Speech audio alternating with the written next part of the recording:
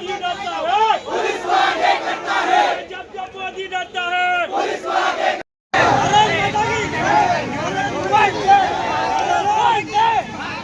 माता की जय,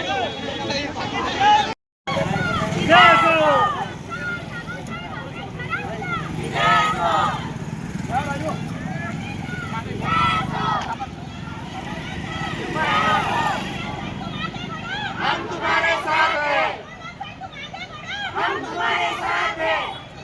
माझ्याकडे बघ ओके कर स्टार्ट। वाशिम येथून आम्ही विद्यार्थी संघटनेचा म्हणजे आम्ही विद्यार्थी एकजूट होऊन मोर्चा काढत आहोत। आमचा सगळ्यात मोठा सपोर्ट म्हणजे सोनम वांगचुक सर।